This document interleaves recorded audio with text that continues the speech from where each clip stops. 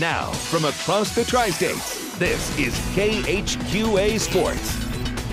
It is the biggest date on their regular season calendar, and for the first time in my considerable memory, the host Blue Devils look like a legitimate threat this weekend to win the Quincy Invitational. Phil Neely's wrestlers warming up tonight and looking very good in doing it. Triangular action taking on crosstown rival Q&D first in this one, 170. Calvin Cookson taking on Q&D's Jake Volkamp. Cookson already up 4-2 at the end of the third period. Hits the reversal and the escape to cap a 6-2 victory. Quincy High up 44-8 at that point on Q&D. Q&D did end the winning streak courtesy of this guy, the number 1 rated 195-pounder in Class A, Jeffrey Haley, with the pin right here of Tyree Williams. He had 3:45 to get that done. Maybe the most exciting match of the night, at least as far as the Blue Devil fans were concerned, was the last one, 285. This is the big fella, David Bays. He scored an escape to get back from 1-0 down. And look at this, he's going to finish out with a pinfall victory. And the Quincy High bench and the Quincy High crowd and David Bays all would go nuts in this one. Good way to finish as the Blue Devils blow out the Raiders. Meanwhile, taking on Pittsfield with the Blue Devils again, this time at 113 pounds. This is Trevor Schutte, and he was on fire very quickly, making quick work of his opponent, scoring the pinfall victory. At 120 pounds, more good news for the Blue Devils in the lower weight classes. Stephen Wallace doing some work right here would end up with what I believe finished out to be an 8-2 victory as Quincy High takes out Pittsfield 60-13, but we're not done with the highlights right here. More to come. Pittsfield does gain some traction right here at 138. Brent Noble going to work on Stephen Sharp. Noble wrestling incredibly well. He won a 13-5 decision. Back up at 145, Matt Bilgrey is healthy for the Blue Devils. He was great tonight. Tech fall victory, I believe 25-9 is how that finished out.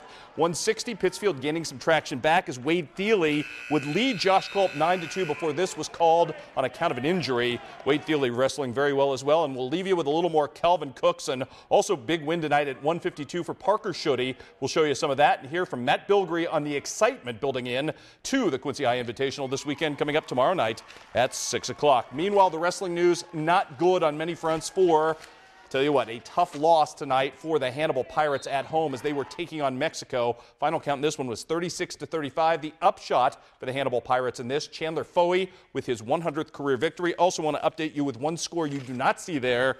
Q&D knocks off Pittsfield at that triangular in late action tonight. 39-36 was your final. Let's go on and do some girls high school basketball tonight.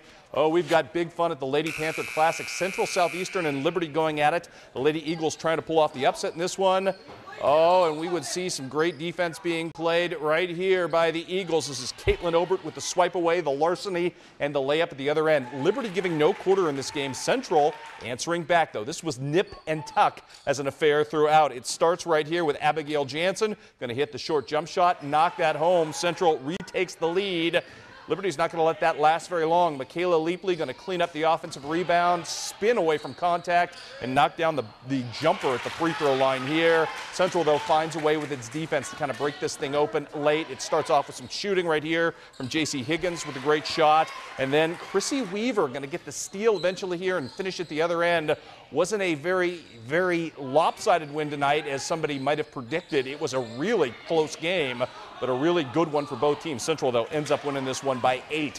38-7, I should say. 38-31 was your final in this ball game. Elsewhere in the new gym tonight, Brown County and Vanessa Markert trying to pull the upset of Havana.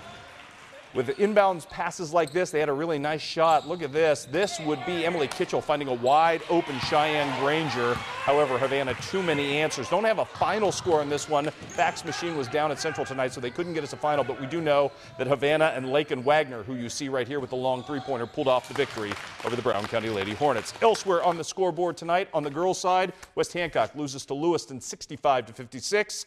Also on the docket tonight, Unity, a nice win over Monmouth by 16 as the Lady Mustangs bounce back from a rough weekend. And over at the Winchester Invitational, Camp Point Central, we'll get to them in a second. One more girls score, Rushville Industry, a winner behind 20 for Missy Ervin over Bushnell Prairie City. Here's that Central score.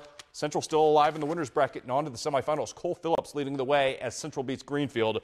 45-41 was your final there. Finally tonight, John Wood Trailblazers at home. That's a rare occasion these days. They do get a chance to take on the Culver Stockton JV. Paxton Harmon from the top of the key, no. But right here coming up strong, TJ Tisdale not only gets the putback, he is fouled in the act as well. Paxton Harmon doesn't miss many from outside, as we prove right here. Your reigning KHQA Player of the Year, outside looking good right there with the long distance shot. Story of the night for the Blazers, this guy, the Illini West product, Brody Gronwald, pull-up jumper here for 2 of his 22. Also had 7 assists tonight and 5 steals, leading the Blazers to a rather emphatic blowout victory in this one, as it would be the Blazers winning big time. 116-66 was your final. The news not quite as good for the John Wood women, as they're taking on the number 3 team in the country at home tonight. Didn't turn out very pretty. Shea O'Brien's 24 points wasted in a loss. 61-47 was your final. And we hope to talk a little Hannibal basketball coming up tomorrow after the big win over Palmyra this week as well. Okay.